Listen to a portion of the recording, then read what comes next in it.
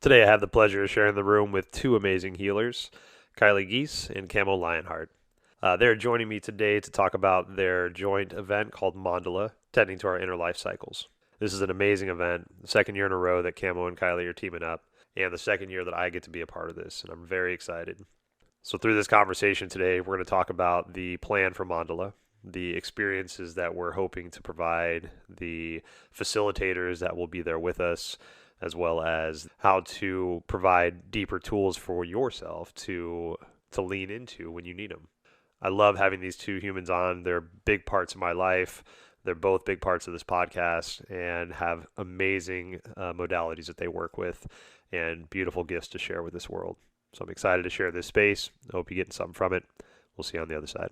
But first, a message from our sponsor. Summer is a beautiful time of the year for outdoor events in the Northwest. And for the second year in a row, Camo Lionheart and Kylee Gies of Sacred Dwelling are joining together to bring you an outdoor event. This year, this event's called Mandala, tending to our inner life cycles. It's going to be on July 8th from 9:30 to 6:30 at Sacred Dwelling over in Monroe. It's a day-long immersive community experience for personal growth, inner healing, connection through participation, ceremonial co-creation. We have 5 high-caliber facilitators bringing tools and techniques to support you, ranging from yoga, breathwork, sound healing, grief composting, ecstatic dance, voice activation, somatic experiential learning, playful self-expression, and conscious dining. Mandala, sacred circle, is a symbol of the universe in its ideal form, and its creation signifies the transformation of a universe of suffering into one of joy. Through building together a living earth mandala, we will deepen into a ceremony of life, honoring the life, deaths, and rebirths that we carry within our stories, our history, and our future. Join Kylee Gies, Camo Lionheart, Zachariah Stone, Monica Fisher, and myself, Adam Reel, as we journey into the heart of our life cycles, nourish our souls and community, energize our body with 2 organic meals, and become a participant of this precious life we get to live. You can get a discounted ticket for Mandala when you purchase it with another person or using discount code MANDALA, Mandala. That discount expires on June 17th. This is an amazing offer with an opportunity to receive 7 sessions from multiple facilitators at the investment of 1, plus the support and excitement of community engagement. Join us, Mandala, tending to our inner life cycle, July 8th, 9:30 to 6:30 at Sacred Dwelling. For more information, visit sacreddwellingllc.com/events. Click on Mandala, tending to your inner life cycle, and we will see you on July 8th. And now an uninterrupted podcast with Camo Lionheart and Kylee Gies. All right, welcome back to our show. Today I have a very special group of people joining me. Both have been on the show before. Kylee, it's been a little while since I've had you back on the show, but I get to see your face all the time, so it's always beautiful. Camo, my brother, been on the show multiple times. We always have just deep, great conversations. 4 times. This will be his 5th. Just throwing it out there. Oh, if you were on SNL, you'd be getting a jacket right now. Oh, where's my jacket, bro? I'll get a cardigan, a special JMS cardigan for you. Classic, Adam. Actually, you know what? I probably should make those. Yeah, I'll get down with that. So I have these 2 beautiful humans on today because Camo is presenting his 2nd annual event, hosted by Kylee and Sacred Dwellings. And this event is focused on Mandala. So I just said that. We literally just talked about how to say Mandala, how we were going to unifiedly say it. So Mandala, and this is an all-day event at Kylee Space in Monroe, and it's just beautiful. Like, this is my 2nd year being a part of this. Part of it last year, I was able to do some sound. And I'm very excited to be a part of it again this year. So wanted to take this opportunity to get these 2 beautiful humans on, the host and the hosting party, and just talk about what this event is, what we're offering, and talk about some of the practitioners that are going to be a part of it. So thank you so much, both of you guys, for joining me. I'm really excited about this. Thanks for having us. Yeah. So Cam, since this is your event, kind of talk about, what inspires you to keep this going and what the theme is for this year. Cool. Well, I'm going to start with thank you for having me on, and helping bring awareness to this event, which feels really aligned in the bringing community together to come back to our bodies. One of the main themes in my work is returning to the somatic experience through any form that can bring us back home. So for me, I'm going to be bringing breath work, some sound healing with you. I also offer Reiki and yoga. But outside of that, also some conscious embodiment processes. All of this will be tied into this all-day event in some way. Thus, my goal for any of my clients, whether they're in group or individual sessions, is to experience a sense of a path towards purpose and tools to navigate the throes and the challenges that life presents. So ultimately, like, that's the reason for me bringing work together like this. A second reason is that I never get to go to your events. I never get to go to your events because I'm always doing events as well. So bringing us all together and bringing the 5 different facilitators together for this to experience each other really feels important as well. So large community gathering with a small pod of leaders who... yeah, it's just time to expand together. Yes, most definitely. Yeah. And I think it's important for us to have body practices, getting back into our bodies. One of the things that I've heard recently that really kind of stuck with me, and it's funny because I heard it from a guy named Charles Eisenstein, who I love, but I've been watching a lot of videos, and this was actually stated like in the 70s in a YouTube video that I saw. I can't remember the guy's name, but basically he goes on this diatribe about like, how we're not connected to our bodies. We think our bodies are just this vessel. And he's like, well, think about the way we talk about our bodies. My arm. Well, who the fuck is my? This is you. You are Adam. So are you showing possession of something you are? Right? And so it's just in the language that we use, we disassociate from our bodies already. And we talk about it as something that we own instead of something that we are.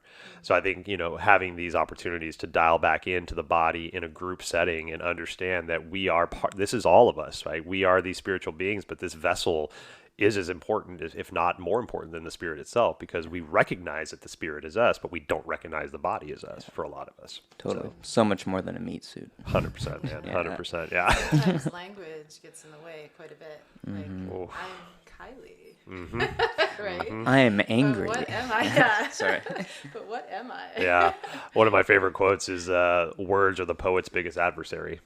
Because you can look at a tree and understand how beautiful that tree is, but to write it down and to help somebody else understand what that tree means to you, it might take volumes, pages and pages and pages. But you can look at, embrace, and understand the beauty of what that is. So I think there's a beauty in words, but there's also a cumbersome in them, right? Because sometimes we use words people don't understand. Sometimes we misuse words, right? So it's like, what's the actual meaning, So, and that's one of the reasons I love the work that you do, Kylee, grief work, because sometimes we can't put words to those feelings because they're so damn strong and they're so confusing at times. And so the layers of grief work that you add to your offerings and just the way that you hold yourself is inspiring, and it's very beautiful. And it's something that I draw back on for my own personal toolbox quite a bit. Yeah. Yeah. Thanks, Adam. Yeah, you're welcome. So being Sacred Dwelling, being Kylee Gies, being this amazing human being, what is your kind of part in this this beautiful event that we have? Well, I was going to say the luck. I don't know if it's luck.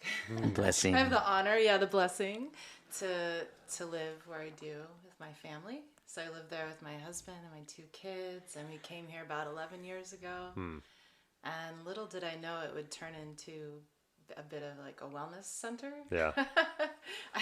It's taken me a while to figure out what to call it, but it is a wellness center where people come into nature to just be. So there's beautiful cedar trees. There's something really magical when you enter the space. And we felt that when we, just living there as a family and tending the gardens and mowing the grass and all the things. Speaking of tending. Yeah. So we pretty much steward this land, and we also receive blessings from it too.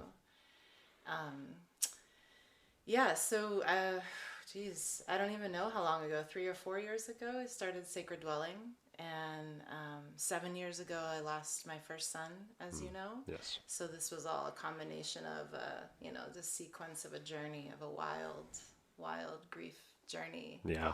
which beautiful dimensions have come out of this. And one of them is to offer this space to other people for their own healing and learning. Yeah. And just making, I think, what is my soundbite, my little slogan? It's like a space for making space.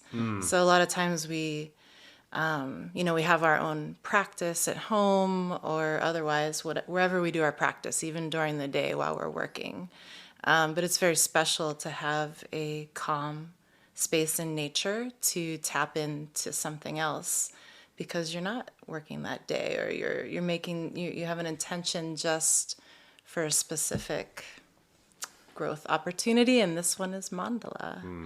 So what will be the mandala of that day? And Yeah, it's beautiful. but yeah, so sacred dwelling, the dwelling is the land, and then the dwelling is the tent, and then the other dwelling is within us. So tapping into the sacred dwelling within ourselves. Love that. And I love the events at your space, from the yurt to the tent. I mean, everything that you do there is beautiful, just like curated. There's meaning, there's spirituality, there's purpose. There's a lot of beauty. And the communities that always show up are the ones that exactly need to be there. You That's find right, so much yeah. beautiful conversation, and I've met so many meaningful people at your space. It's a great place to find and build community. Yeah, thank you. I'm grateful that people come. Yeah. And each event is different and has, there are different facilitators, you being one of them. And the foundation that has been set there is very open to grief. Yeah. And I offer grief support, creative grief support, I call it, which takes you, it's all about discovering your meaning of being. Yep. In this wild journey. And it is a damn wild journey. It is. Yeah. And that's, why I love the, events like this that you guys are putting on and that I'm a part of is you get to experience the understanding that the journey is there, that other people are going through their own journeys, and it makes you kind of feel that you're not alone, right? It's still your work to do. That's right. But it's nice to have that support. I have a friend the other day that just, I don't want to steal her term, by no means am I stealing this, but she calls herself a spiritual Sherpa. Because she's helping carry the baggage over the mountain, right? You're not on your own. She's not doing all the work for you. She's helping you, but the baggage needs to get carried. So I love that term. But so for this event, so last year we did event. The event was called Chrysalis. Emergence Rising from the Chrysalis.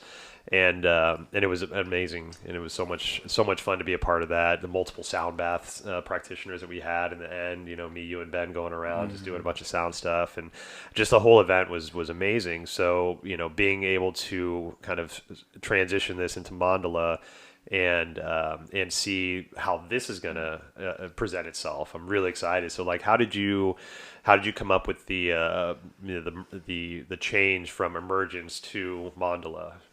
I think I was just reminded of this story. So, last year was called Emergence. For very specific reasons, we are shifting that to mandala, attending to the inner life cycles. But the origins of this one really was, I think it was like February or maybe even December. We were at one of my events at your space, and you had the cards out. And I pulled a card, and it was Emergence, and then you pulled a card, and it was Retreat. And we were like, That's right. it looks like we're definitely supposed to do this again this year. Wow. That's right. I forgot about that. Yeah, and so we played with some terms, and for me, like working with the directions, east, south, west, north, has started to come into play of like a daily practice of orientating myself, which will bring through some of that medicine at this event on July 8th.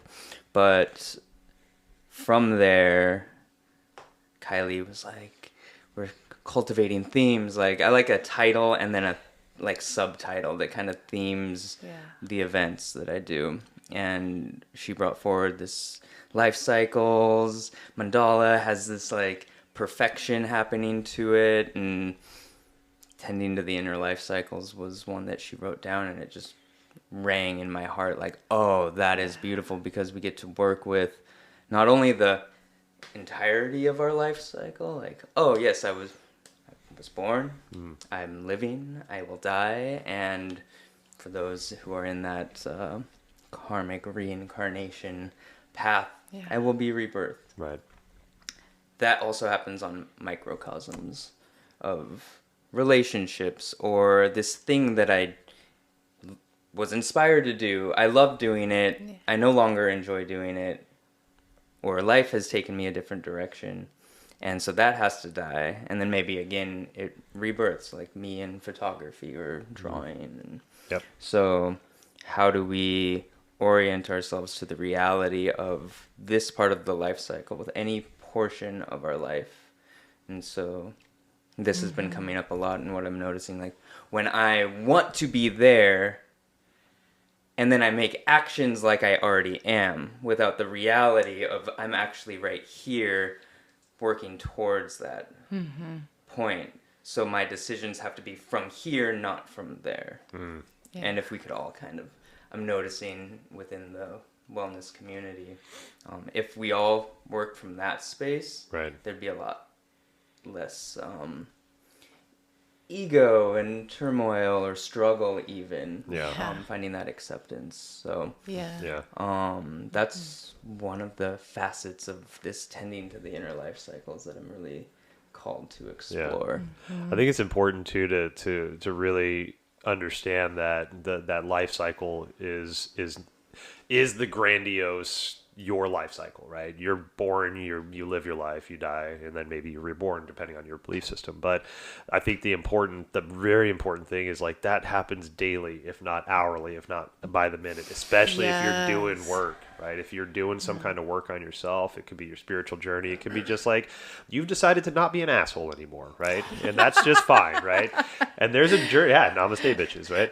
And there's a journey in that, right? That part of you, like you've been birthed into the idea that you're an asshole, right? Now that asshole has to die, right? So you're become aware of the fact that you're acting in a way that you don't want to be, and then you become rebirthed into this person that has a better awareness of, let's just call it the dickishness that you hold, right? And we all got it. I personally went through that a lot, and I hid behind the guise of a very nice, sweet man, and I was to all intents and purposes, but also I was a big fucking asshole, right? But that had to die for me to understand that this pure part of me wanted to be birthed, but that I could, using a word from you, compost the dickish behavior into something more positive. And because like it wasn't always malicious, it just was maybe bad timing, right? And so finding ways to integrate that part of my personality, not just dismissing it, because there's still some comedy and some humor in that. It just doesn't need to run the ship. Right. There's one other thing I wanted to mention that I read earlier, and it's funny because like people I think are repurposing terms a lot, and it's just kind of funny to me, especially when it's like a younger generation. It's like, oh, why don't we have landlines? That'd be so smart if we had just one phone that was just at the house that everybody could use. I'm like, what the fuck? Are we in the Twilight Zone? Like, Rotary. But there's a term I've been hearing recently called behavior activation. It's kind of like what we're talking about. So like, let's say we're in a depressive state. Like I just don't feel good. I don't feel energized. I don't feel like doing shit. But I know that playing basketball is something I'm passionate about and something that I'm really, that makes me happy, right? But I'm in a depressive state. So how do I get there? I'm just going to start playing basketball. I'm just going to go outside, start dribbling the ball, make a couple shots, chase the ball around, and eventually my brain's going to pick up on the understanding that, oh, that's right, this is good for us. This is beneficial. This is going to release some of those positive brain chemicals for us.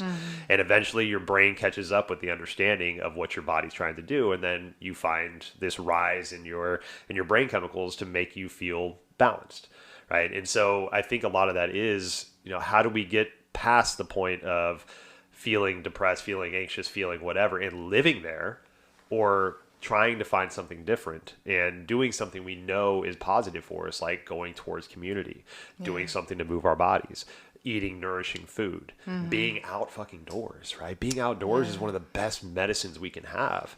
And so like having all of that opportunity in one event, and it's not like a week-long retreat, it's not this elongated, it's a day. Right. So I think that's a lot more palatable for some people to be like, I'll go for a day. I can chew this off and learn something about myself, And so creating that opportunity is I think one of the most paramount things we can do right now. Yeah. And I'm hearing in that, I want to pass it to you in just a second. I'm hearing in that, like, oh, I'm in this depressive state and coming from addiction, like, I'll hold on to that as long as I can. Dude. That's right. And so then it's, how do I let that die by, coming to life and shooting those basketball hoops and moving through that grief of the depressive state. Like, how do we go about that, and where grief actually can show up in so many different ways. And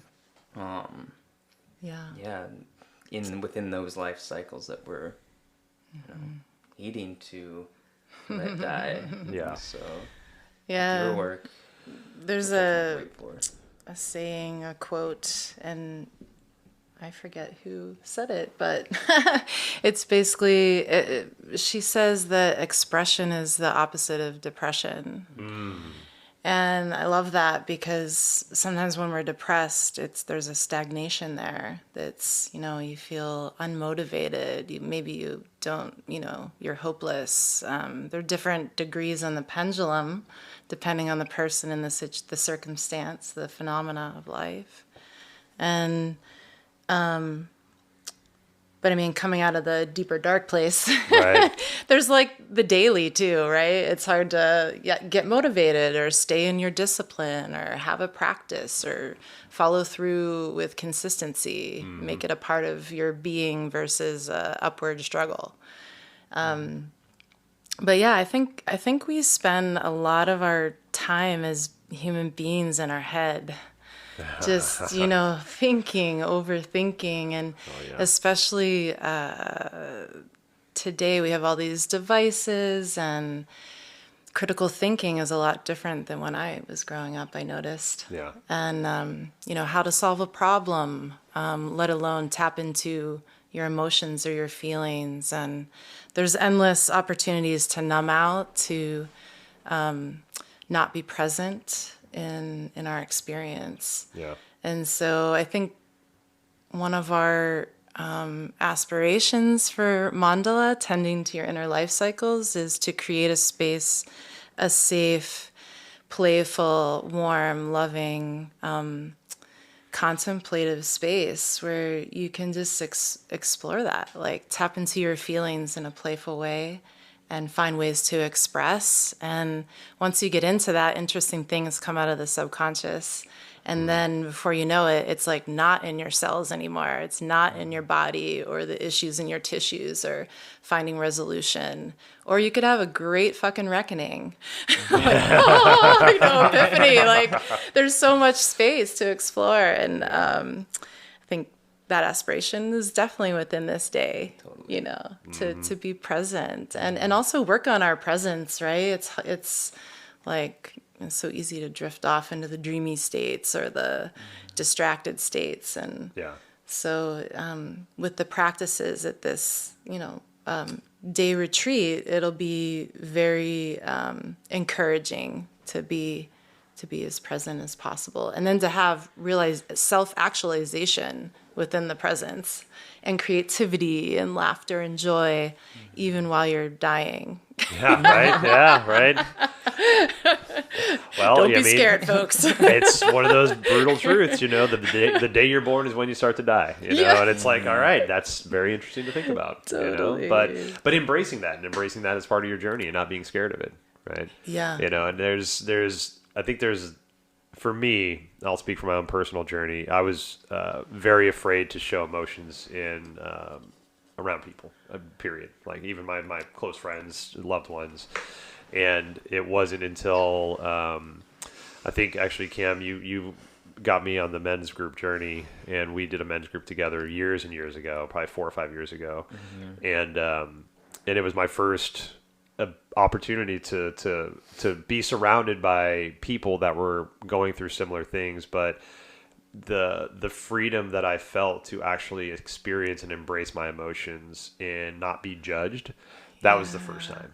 And that has been a constant beauty in all of the work circles that I've been a part of, whether it's been something led by you, something led by Kylee, or something I've done on my own, has been that safety to explore your emotions and to let go and to scream, to cry, to be angry, to cower in the corner with a blanket on you, whatever it is, however you want to show up, like it's embraced and it's accepted. And there's, even if we can say all the time, like, you feel safe, you're safe around me, right? How many times as a yoga teacher do we say that in class and people still leave feeling guarded, like holding onto their chest as they leave, right? Yeah. But witnessing it and giving that space and seeing the emotions and seeing the transformations and the composting, it's like, why not me? Why can't I have that experience too? Because I'm not letting myself. And when you can see everybody around you or people around you letting that emotion be what it needs to be, not living there, but just letting it speak, I think some of us need that permission that we don't really realize we need.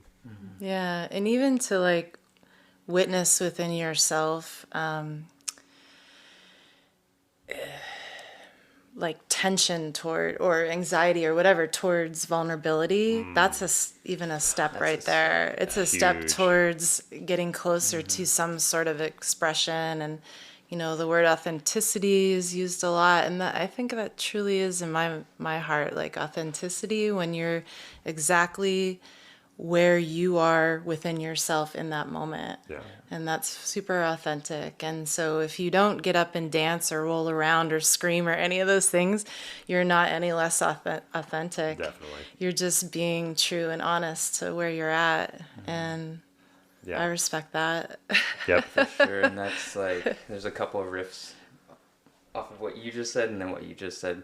That's meeting yourself where you're at. And so I've been in spaces where there's huge emotional processes happening, and there's the one person off to the side just like taking it in. And like, I've never even imagined this was possible, that people could go into these spaces. And so he met himself in his edge in that moment. And that's what I strive to do within all of my relationships and my relationship with myself as well. Am I meeting myself where I'm at? Kind of back to what I said at the beginning around the directions and the life cycles. Like, am I meeting myself where I'm at? Am I meeting this person where they're at? Or am I meeting them where I'd like them to be, or where they used to be? Yeah. And so, again, orientating myself so I can orientate with another or a group. And then dropping into that space that we created, it was like early bird, like, ooh, we did that way too early. I had no idea what was going to happen. And we just sat in a circle and shared. And sometimes that is super potent, but it took probably an hour longer than we thought it would. Controlling how long people would share was not really happening, and there was some really deep shares, and it was beautiful. But over these 5 years since then, like, so much growth in all of us and our ability to hold that container. And really a big thing from last year's to this year's is that we're going to be, rather than sitting and engaging in these like conversational, heady spaces, we're going to be being in the body and having the experience of meeting yourself where you're at. And like, ooh, this exercise is making me feel this excited or a little uncomfortable, or I've never done this. And so can you meet yourself in that edge or that excitement so that you can have your fullest human experience, right?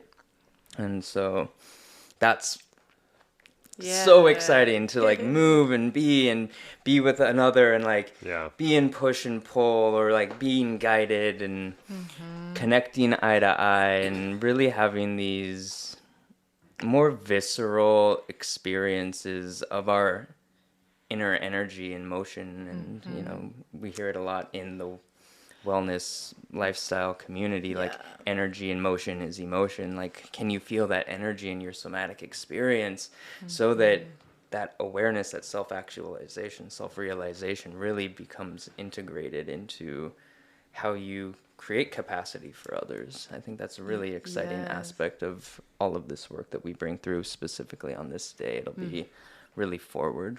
I think within, there's a lot to say about composting, and I know we'll say more or talk again. Oh, yes. But the idea that our challenges and obstacles in life are an opportunity versus, obstacles kind of neutral, but an enemy, maybe, if you will. We have different concepts that we form around that. And so playing with the idea of resistance and allowance is really big. So, and then doing that with the body has that wisdom. And then once you do certain exercises, it's like, you don't even need to talk that out. You already know that. Right. You're like, yeah, I know that I'm resisting that shit. Okay, we already know that. So let's try this thing. Like, how does that feel? And it's almost, like when you get on your yoga mat and you meet a threshold or allow your mat to be that portal, whatever it is that you're allowing to happen probably will. Yeah. There's a part that you guys were both touching on, and it's the allowing people to experience their emotions, right? And a lot of times, I think right now we don't really fully understand what our emotions are telling us. And when I hear statements like that, it likens me back to the understanding of the way the body recognizes things like anxiety and excitement. The body recognizes anxiety and excitement very similarly. They're almost exact same. It's the way the brain understands it, which ticks it towards excitement or anxiety. So, a lot of times, for my personal journey, I was confusing excitement about something with anxiety. And yoga teaching was probably the first time I really understood that, because I would always, even though I felt prepared for classes, I'd be really anxious, quote unquote, because I'm like, okay, I'm going to go. It's like performing almost, right? You're holding space for, 10 to 30 people or so. You have music, you have heat, you have all this stuff, the flow, you're working on all this shit. And there was a lot of anxiety for me with that. But what I finally realized is that it's not really anxiety. It was more excitement. I was really excited about it. It's just the way my brain was perceiving it made me nervous. And so when I sat with that and understood that, I could basically compost that into this idea of excitement instead of anxiousness. And I think there's a lot of that with a lot of the emotions that we feel or misunderstand, because we're not allowing ourselves or allowed to fully express and understand what our emotions are. So having that that opportunity to identify how, maybe it's not sadness, maybe it's not depression, maybe you just need to recharge, right? Maybe you need to give yourself the space to carve out the time to take a bath, sit on the couch, read a book, right? And maybe that slowness is what you need, and it's not really depression. It's the fact that you just need to slow down a little bit. But we're not taught that. We're not given that grace. Like, we can't call in awesome to work. I got to go into work when I feel like shit. I can't have PTO days. I can't take sick days, right? So I think, and then we get into this whole Tylenol and ibuprofen. We're ignoring our emotions and all this shit, right? So we're in this world right now where we're taught to ignore a lot of our natural feelings. Yeah. And we're also told that it's selfish to take time for ourselves. Yes. And specifically, I think about this day and being like, oh, I can't take time from my family to go do this thing that really sounds maybe exciting for you. It's like, but this will create more capacity for you to then be more present. These types of things, whether it's this or any number of things that you're called to do, the spa or a massage, taking that time for yourself to just be in this check-in place with yourself. I was speaking to this yesterday at my evening practice. Like, how often do you take that pause to just feel what's happening here, rather than allowing the feeling to start and then it's happening? Like, ooh, check in. I'm feeling my heart race a little bit every time I'm on a podcast. I'm feeling really excited and butterflies about having a beautiful group of people at this. And I'm there with those. Right. And a little anxiety, ooh, that excitement that you were just talking about. Because I want to do a beautiful job at holding space and meeting people where they're at. And so do I continually check in with that? Or does that feeling just come in and come in and come in and come in and become something that it's not really, because all of that excitement without being recognized maybe becomes the anxiety Right. or the Yeah. stress. This is so good. I think like how we identify with it becomes a pattern, and then that's what we need to like pay attention to change the pattern.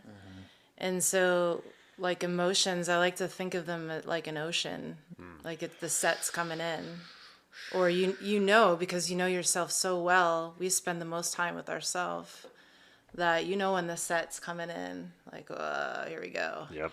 And so that's why I think it's important to build your self toolkit. Like, what can I do to like, maybe I need soothing today. Maybe I need expression. Maybe I just need to wait it out. I gotta ride this out. I call it grief surfing. Grief surfing. Yeah, grief Composting. surfing and grief composting and all the things, because it's like, okay, and you're not to negate something or bypass anything, nothing at all. It goes straight into it.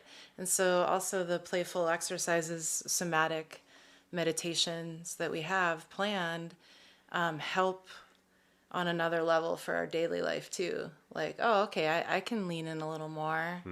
I can allow that to just be. I don't need to identify me or what's going on, or like what would happen if we just waited it out a little longer and just observed it from a still place within ourselves, because that's not us. Like we're getting back to like we're the essence behind all the monkey dance and the circus, you know. So that's the whole ride we're on together. It's like, oh, what do I do with all this?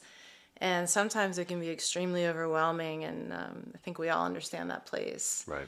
And all you can do is lay in the hot Epsom salt bath, and that's a good place to like calm your worries or troubles. It's a good starting point, you know. Yeah. But like the composting is like an opportunity for, well, okay, so what is it? It's like grief movement ritual, like guided with like music, breath, and sound, and also just where you allow yourself to go. So yeah, you're gonna move your body some. You're gonna not really think, but take in some sounds and concepts through music. It's not, you can do partner work with it, but in this, it encourages people to connect to their own power, and also their vulnerability and love. Yeah. And coming back to a more equanimity within yourself. And because the idea is that you want to be in alignment with your higher self. It's like, how do I get there? Right. It's the big how. Like, what do I want that, you know? And so for myself, I think it's helped me a lot in coming into acceptance of my circumstance and moving on in my life and not getting stuck. Like, yes, my son died, and that's a fact. Right. And that my heart will never stop grieving that, and it'll never be fixed. Right. You know, and that's like with a lot of life circumstance. And I'm still alive. What am I going to do with this? Like, what choices do I have? What do I have in my capacity? What is my agency? Yeah. And so I think those are big overarching questions that come into playful days like this. Yeah. You know, at a deeper level. I mean, we're Most not going to definitely. be sitting around kumbayaing about that. Well, I It's think, just happening on the outer level, you know. well, I mean, to speak to what you're talking about too is like when you have the opportunity to listen to yourself and to sit with self, you can understand that. And this isn't a lesson that somebody can teach you. Like, this is a lesson, especially when you've had deep grief. This is a lesson we have to understand within ourselves, is that things are happening for us, not to us, right? And so this very tragic thing that happened in life can let you go in this direction, but can also let you go in another direction.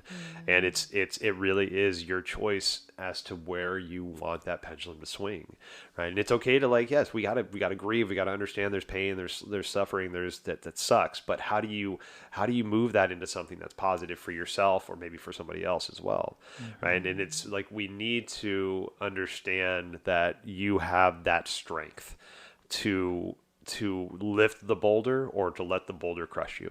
right? It's within you, right? It's always within you. And I mean, the other beauty is there's no wrong way to do it. Like, let the boulder crush you, but then realize you don't want to be crushed. You like to breathe, and then start to fucking breathe and get back in there, right? But it is an opportunity to take really kind of like inventory of your own personal constitution, and find out if is this where I want to be? You know, like you guys were saying earlier, life's going to suck sometimes, right? Life's going to quote unquote beat us down. We're going to have trauma. We're going to need peaceful practices. Our buddy Tang talks about this all the time. Like, life is going to throw some shit at you that you're going to need to have some peaceful practice for. And yes, you can build meditation, you can build breath work while you're going through grief. But if you've already got that practice built, it's so much easier to pull that coat off the rack and put it on and be like, I'm going to meditate, instead of like getting fitted for the jacket. And then all of a sudden you wonder, what color do you want for the jacket? And is it the right length? And all this shit you're trying to figure out when you could have just put the damn jacket on. Right.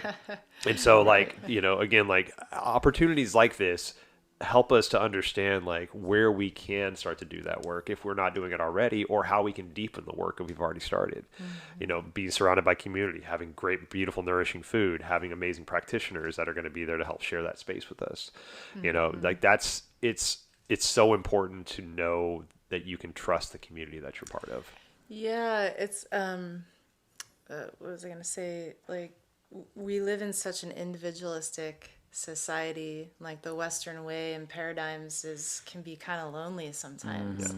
And so it's really beneficial to, a lot of people get scared sometimes to do, you know, circle way or circle work. Yeah. And it's like, but once you start, it's amazing, because it just, it has this, the lessons go a lot faster because you're hearing everybody's voice. And in circle, like mandala in one sense means sacred circle. And so in another sense, it's like we'll be creating a mandala throughout our day, as like with the beings there and what's happening. And so each person in the circle is a leader, and whatever manifests will be a lesson for all. Yes. And yeah, I don't want to go too far down the rabbit hole with like individualism and stuff, because I just like, I struggle with that sometimes, where nothing wrong with technology and all the gadgets and all the things, and yet I see this great, when I look around me and what's happening in the world, I see a great need for like ancient tools. And a lot of practitioners are rising, or facilitators, or frequency holders, light razor, you know, whatever Light you want to call workers. whatever you want to call yourself, you Right. know, goodness, high vibration, are bringing that through. And it's so impactful. Yeah. You know, to tell stories, like how you tell stories on your podcast. Like, I can totally understand the feeling and the concept and everything behind it when you tell the story, right? Yeah. Or you hear a song and you feel moved. You're like, wow. And then even a little teardrop might come out the corner of your eye. It's like, there's so many things. And then hearing somebody else's story, it's like, wow, so moving. It helps you feel like you're not alone. Yeah. Exactly. Like, yeah. oh, when I hear your story, something resonates in me, makes me feel not alone. And Right. this is kind of that call of like, you're not alone in whatever you're going through. Maybe you're in like the best version of yourself and you're feeling great, and you get to come show up, join us, and be one of those beacons of light for maybe somebody who's going through something a little bit more challenging that you've already gone through. And in this way, like with you and the unfortunate passing of your son, going through all of this grief work is now being shared to others who either will be going through that or are going through that. Yeah. And similar to my story, what I've gone through is supporting other people. And I know for me, the moment that I fucking humbled myself and went all in my vulnerability in circle, and this was much more talk focused, but as soon as I did that and I reached out for help in Nicotine Anonymous, and that's when the changes started to really take hold. That's when my shift into who I am now began to become real. Yeah. And so that edge was very palatable, very visceral. Like, I do not want to do this, but I want to do that, and it came out like, and it did not come out pretty. But at the end of that, all I felt from everybody around me was love and acceptance. Yeah. And how potent to go through my shames and my guilts and then be loved and accepted anyway. It's like, I see you, I hear you. You feel validated. Yep. Well, and a lot of times we're in these echo chambers because if we're not being challenged by our friends or by ourselves, and we're not exposing ourselves to different trains of thought, we get caught in these echo chambers, confirmation bias, but not like information bias, our own personal confirmation bias of like the stories in our head. And I think one of the most impactful things for me was being a part of that first men's group and hearing people with similar stories that I've never shared. No stories about like the insecurities I've shared because I wasn't strong enough to share those, let alone even maybe recognize the insecurity within self. But hearing somebody else share their insecurity about being a father, not being able to pay their bills, why am I going to get this money for a car? I got to fucking think about college in 10 years and all this shit. It's like, damn, those are all things I'm thinking about. And so it makes me understand that maybe this is a story I'm just telling myself. Because if this person across me I've never met in my entire life is echoing my exact same story, maybe it is just a fucking story. Yeah. Maybe it's something I can get past. Maybe I can turn the page and make what's up in the next chapter. Yeah. It's a beautiful story, right? We're in page like 62 of a 2,000 page book. We have no idea what's going to happen. Turn the fucking page, right? Don't stay up. Why you keep reading that page? You get bored with yourself. 100%. Like, God is damn. that stinky? Are you bored with yourself right now? That's some fucking Join us. sticky shit. Oh man. So maybe Cam, walk us through what the day's going to look like. So Mandala, tending to the inner life cycles, is July 8th. It'll be all day. We'll begin with a beautiful opening ceremony where we'll be creating an earth mandala together. Kylie, I'll let you expand on that in a moment. Throughout the course of the day, you'll experience 5 different facilitators, myself, Kylie, this man, Adam, as well as his fiance, Monica, bringing us 2 beautiful, organic, nourishing meals, which is an event in and of itself, and a great time to socialize in between these healing, quote-unquote healing opportunities, these engagements with modalities, eventually leading us to beautiful mandala yoga practice from you, that will go into a live DJ for you to freely move without me or Kylie or anybody telling you what to do. Freedom movement. Some call it ecstatic dance. Right now it's freedom movement. I like freedom movement. I like it too. Great. Oh, yeah. That's less terrifying to me than ecstatic dance. Sweet. Freedom movement it is. We're going to get you to move yet. And then we'll drop from that into some stillness where Adam with his gong and sound baths and myself with my gong and my sound tools will be blessing all of us to relax and receive the day's work. What else is happening? I decided today a mandala breath work. Beautiful. It's really fun, circular, conscious connected breath, where we see each other. And so you've seen that before at one of my workshops. It fits right in. So look forward to that. That's not a variation of the conscious connected breath that I guide very often. It's very special and unique. And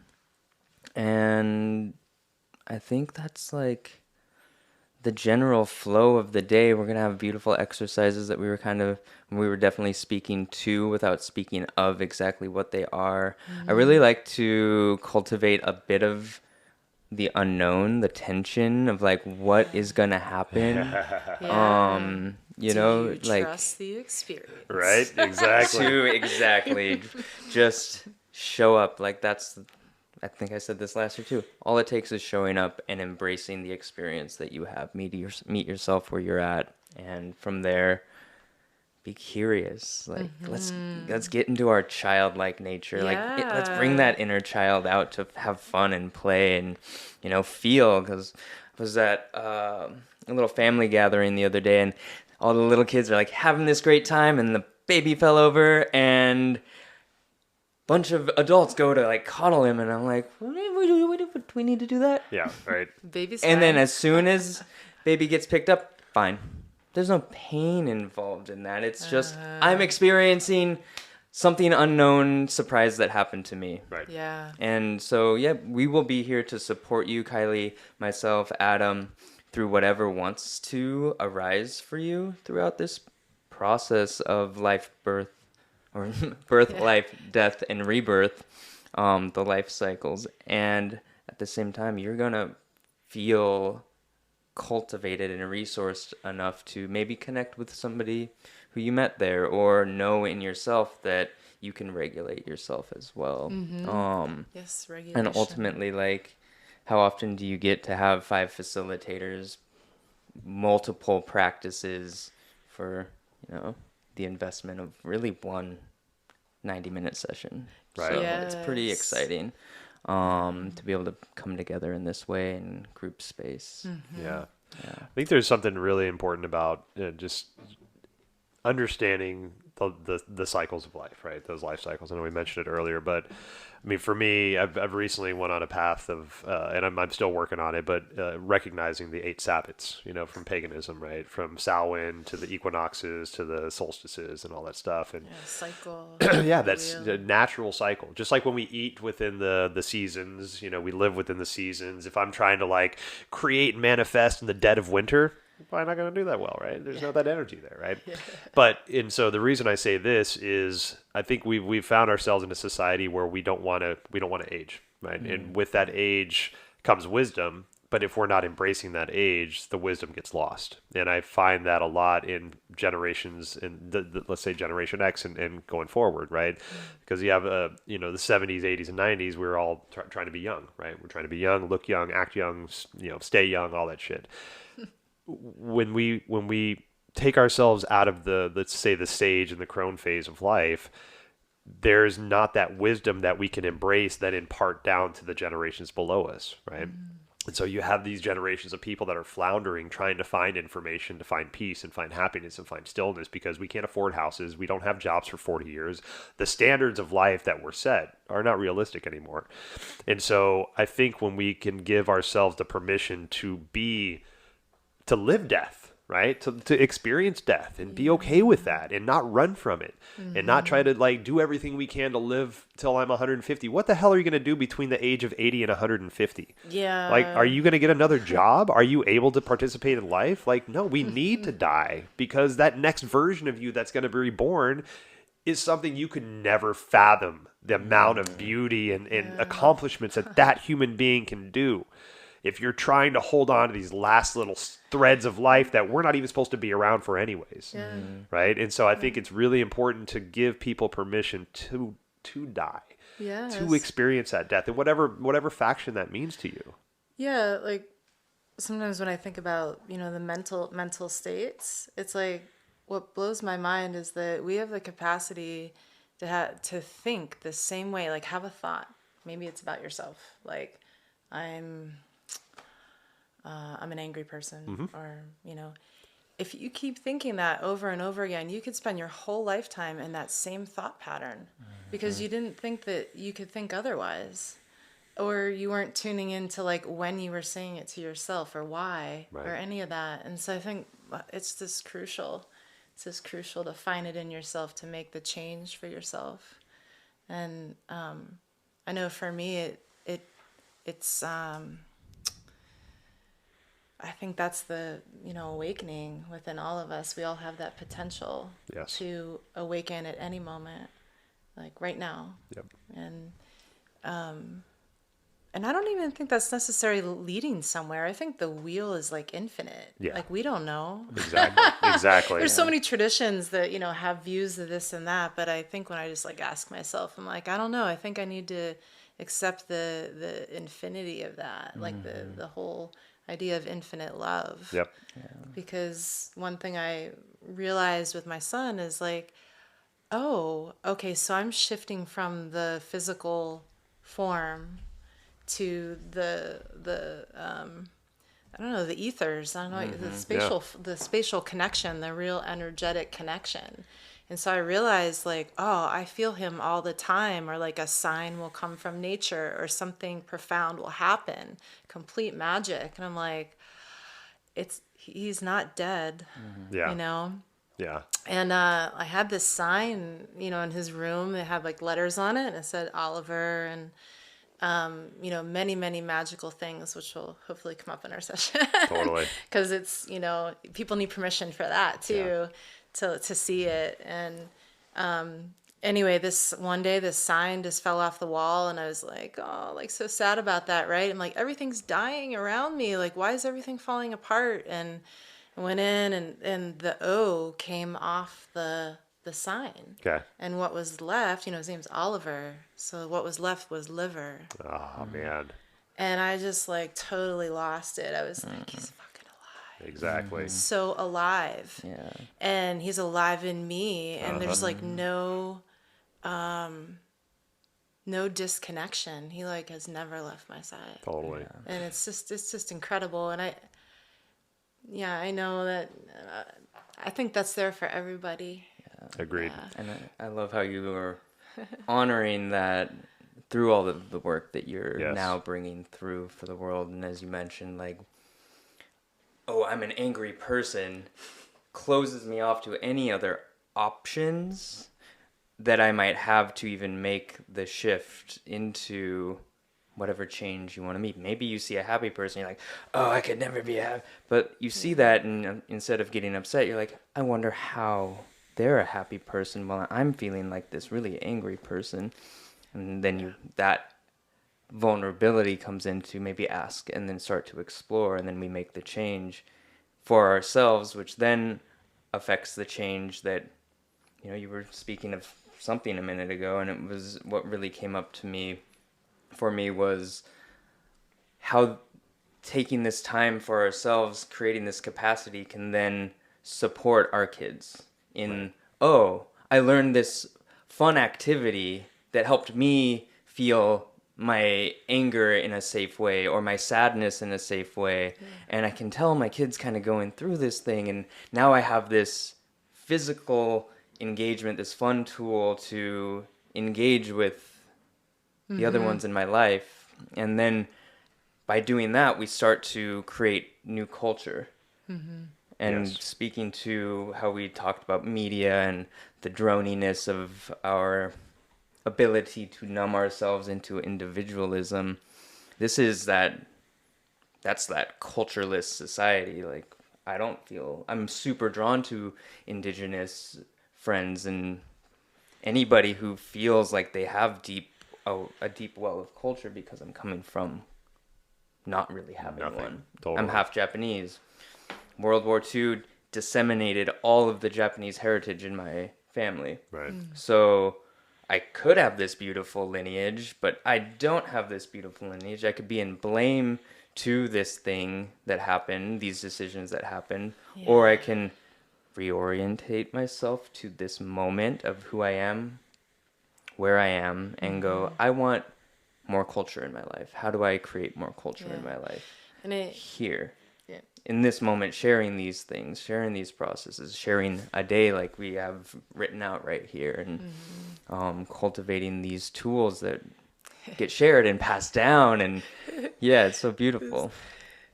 as you're speaking, this word is coming to me, like emotional hygiene. Yes. So like there's a gap in there where, like, I love what you're saying, like you're making the choice, you know, this is where you're headed, right? And then there's like this whole existence in between the lines, which is like, I'm being while I'm becoming, but what am I being? And I'm fucking angry right now, you know? God damn it! I'm raging, you know? So like, oh my God, what do I do with this, right? I'm very, anger is still a great teacher for me. And it's a path that I've become very comfortable with. And I'm not saying folks, you know, like I'm raging it out all the time, but it happens for people. And it's like, what do I do with this intensity? And so it's really, what I love about somatic practices is you can take that into like a super funky, groovy song and like stomp on the floor. And with intention. And then, you know, maybe you're listening to something else as you're stomping on the floor. Maybe you start to pound a pillow, and then that becomes like conscious anger. And conscious anger is something we don't need to be afraid of. Right. Because it's not done to harm anybody. Yeah. It's done to resolve something and to have a reckoning within yourself versus, unconscious anger, which is something that's out of your control. It's going to like play itself out until it's done.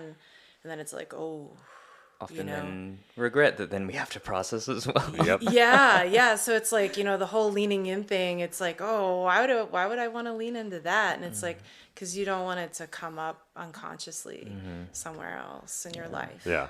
Totally. One of my favorite sayings around that idea is all emotions are okay, all behaviors are not. And when we can take time to experience and hear the message our emotions are telling us, instead of being like, no, grief, get away, I don't have fucking time for you later, right? We're a later culture, I'll deal with that later. Yeah.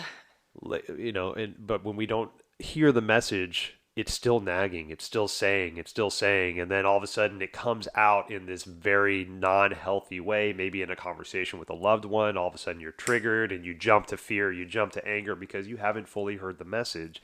So now you're speaking from that place of fear and anger.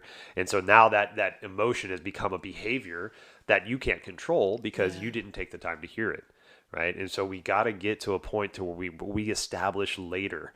Right? First off, establish when your later is because we've said it for so long. Then stop fucking saying it, right? One of my favorite lines from the Tao is deal with the difficult while it's still easy, right? Yes. Hardest thing to do. Your wound is fresh, right? Oh my God, it sucks. This trauma just happened. I don't want to deal with this. But take a day, take 2 days, take a week, take 2 weeks, and then you've created this fucking crazy story around the trauma that is pushing you farther away from dealing with it in a proper way, in a healthy way. And then that becomes the behavior that we lean into instead of the understanding of the emotion that we can grab if we need to because we understand when it's needed. But if we are anger, like we said earlier, we can never put it down, right? If I have anger, I can shut that bitch down. I am when I'm not without anger. But if I am it is me. And that's that story we tell ourselves. I am anger. I am depressed. I am anxious. Versus I'm having the experience of, right? I have anxiety. Hey, anxiety, what do you have to tell me? Okay, cool. Thanks for that message. I'm going to put you down over here on this soft little cushion, wrap you in a blanket, and give you some hot cocoa. We'll be back later, right? But I've heard you. Just sit here and be relaxed. You're all good. You know? I think that's where, the breath comes in pretty handy, when you see the formations rise, or your reactions to something. It's like 10th of a second or something before that neurotransmitter's like, oh, I'm behaving. Oh my God, It was just like, I was on the phone the other day dealing with the new excise tax. Oh, I'm right, like, oh, shit, another tax, like, geez, hopefully I'll get the small business credit or whatever. Yeah. Which, but this lady, it was just like a brutal conversation. So that's all to say. I thought, do I need to say anything to this human? Because I think she felt it herself and just said, I'm having a bad day. Yeah. Or, oh, it's been a long day or this or that. But it didn't stop her from straight up New York Minute style on me. Yep. Well, okay, I want to say these things to this lady, but, Is it adding value? Does it do anything? Did you meet her where she was at? And sometimes saying that snarky thing absolutely does. Totally. It can feel so And they're like, good. oh, okay, I get it. Yep. Yeah, it's like cross how the line. the communication. Yeah, isn't it funny, how sometimes you get it when it's delivered in a certain way, but another way, it's not always calm, cool, and collected. Oh, yeah. To eat that humble pie, it's like... Yep. Setting. It's got to be the right time, right place. Yeah, totally. Yeah. I don't mean get all snarky, but it has its place. It does have its place. It does have its place. But she got snarky on me. Yeah, it was... But as I'm listening to her, I was thinking about that 10th of a second that we're talking about is like, wow, there's so much, why is it so hard to control our mouths sometimes or make a discernment before the behavior? Well, I was also told, and I feel like it's probably pretty true. I haven't done any studies around it, but the life cycle of our actual emotional experience, I think I mentioned this on the podcast before, is only 90 seconds. The rest of it is created. So the sensation arises and then we attach the I am frustrated Yeah. And then the frustration either comes out or you've experienced even that 10th of a second, you take a breath. Ooh, sensation is showing up. Oh yeah, that's just frustration. And do I want to show up frustrated or do I want to show up compassionately? And now my window has become 90 seconds. That emotion is actually completely past. And Yeah. I have a little bit more compassion and discernment to this lady's, rough day she's having that she's verbally taking out on me. And so I feel like a punching bag, but I know it has nothing to do with me ultimately. Totally. And so I'm not can allowing we her let to that get me. life cycle live through us in the moment, in its full circle, let it die, and then again come back to whatever it is that we need to communicate around. And it really relates to an old Buddhist meditation, which is the seed stalk flower. And just the phenomena unfolds always seed stalk flower, and then it's gone. Right. It's not even there anymore. And it's beautiful. Yeah. It's important to create spaces for people to not unapologetically, but to safely explore that, to become the witness, because we're so used to just triggering our emotions and moving towards that. And so when we start to do the work, it's not always the easiest to know that, oh, I step towards fear all the time, I'm just going to stop doing that. No, the awareness is the first part, right? And we got to get the tools in there. And so having these safe spaces to have multiple practitioners share that space with you, for you to witness other people go through their journeys, to know that it's achievable. It might not be the easiest path, but it's going to be a fun path because it creates peace and creates happiness. But we sometimes need to have spaces like this to explore what that feels like, because a lot of times if we explore it around our loved ones are the ones that generally feel the brunt of the shadow behavior that we have. They have their own stories around it. So even if you do become aware and start to change, sometimes that story is so deep that they can't share that space to hold it while you're changing, right? Yeah. Yes, they want you to change, but they're still like wrapped up in the fact that you might have been an asshole to them, right? And so this is a space where really nobody knows you, but even if they do, you have the freedom to make that choice, make that mistake, make that change, make that thing you want to step into something different. Yeah. And I think that, having these type of safe spaces, not only safe in the fact that you're safe from society to drop in, but you're safe being held by these practitioners who are well trained in holding that space and guiding you through that journey. And I think it's really important for a lot of us to not just know that there's a book you can read or a YouTube video you can watch, but an actual human being that can tangibly hold you through this, and just give you that advice you need. Look at you in the eyes and say, it's going to be cool, man. It's going to be rough, but it'll be cool. Like, we'll get through this, And so, like, thank you for creating these spaces, both of you, from this event in itself to all the events you guys do either together or individually. There's that layer of safety that's always there. You too. Well, that's why I invited you to be a part of this. Yes. Guide our beautiful yoga practice. I'm honored to be a part of it. Sound continuously, most definitely. I was gonna say my daughter approached me the other just 2 days ago or something, and she said, "Hey, mommy, I can't wait to die." Right? And I'm just like, all right. Like my hair standing up, I'm like, why? Why can't you wait to die? And she said, because I want to know what it feels like to fly and be in the sky. Wow. I love that. And I just felt like a wow, and I'm still working that out, like what that moment meant to me between her and I. Right. One, I was really appreciating that she's super open with death. Yeah. And there's this old understanding within this little body of what that is, and maybe what it means to be in the ethers versus in this body as a human, codependent on gravity. You need air, you need oxygen, like all the things, right? Yep. yeah, it just blew me away. But the biggest thing was also curiosity.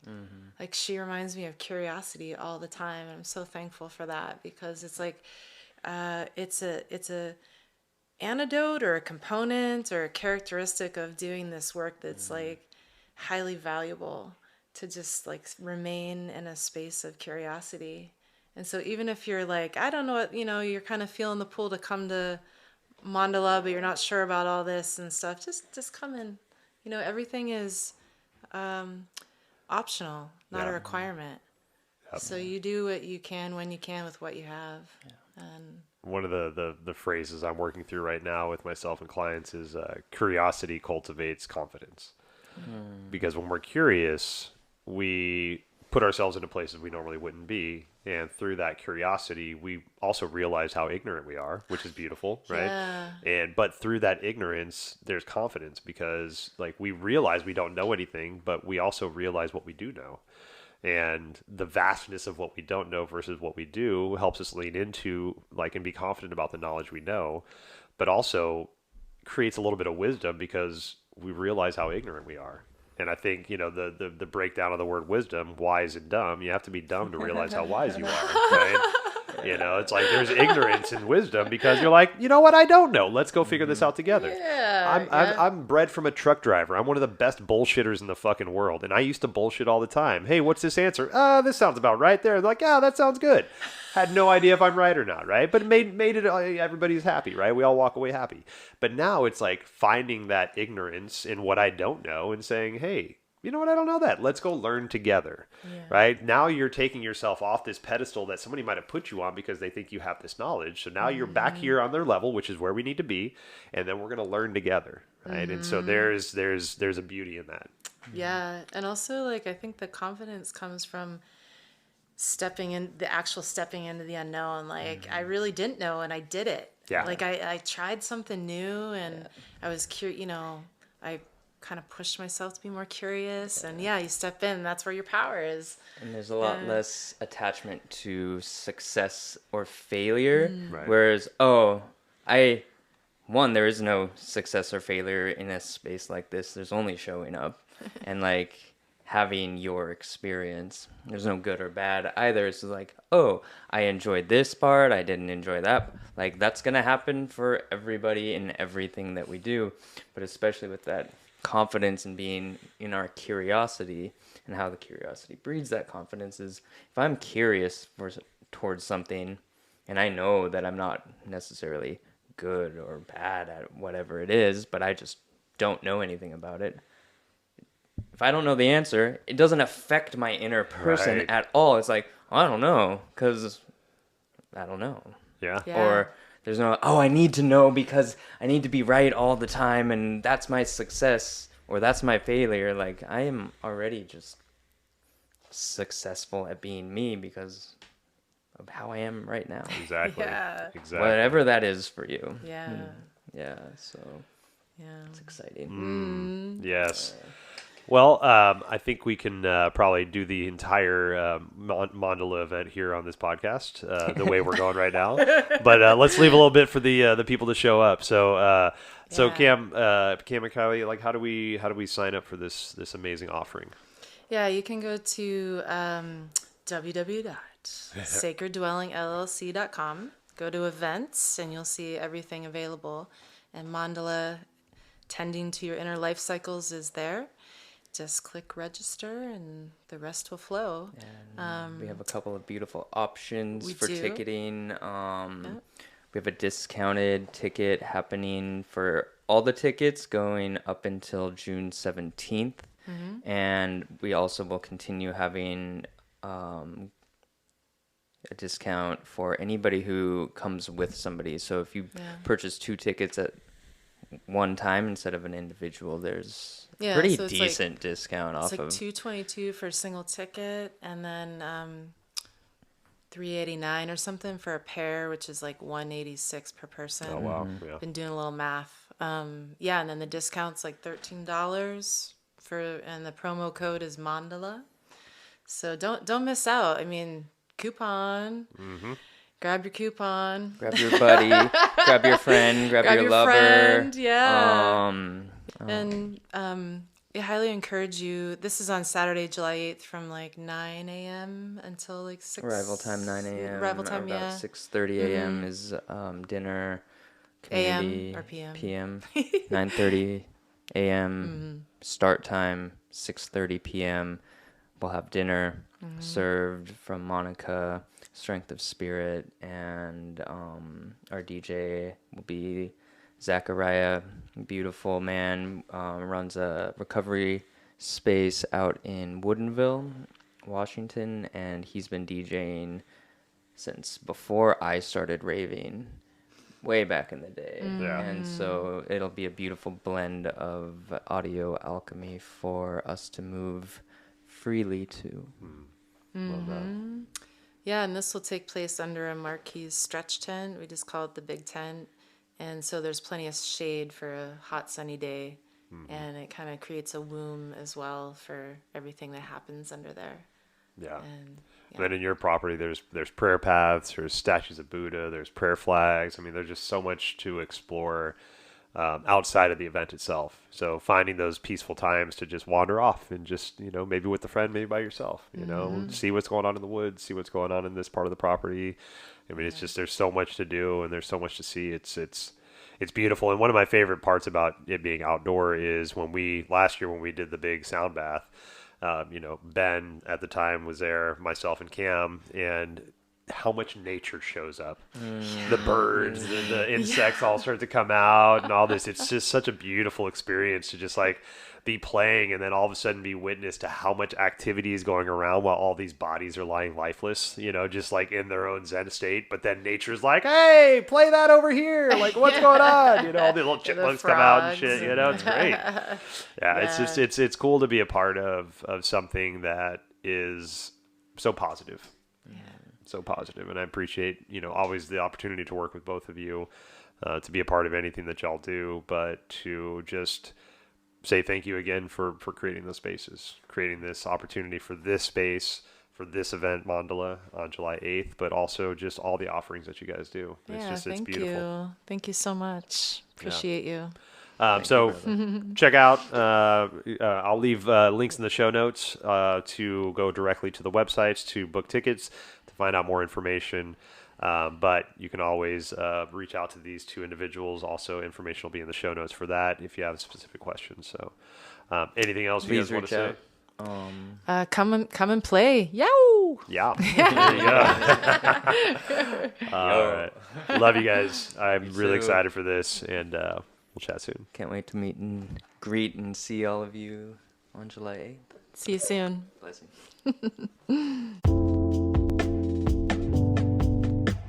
Thank you so much for spending time with Kylee, Camo, and I.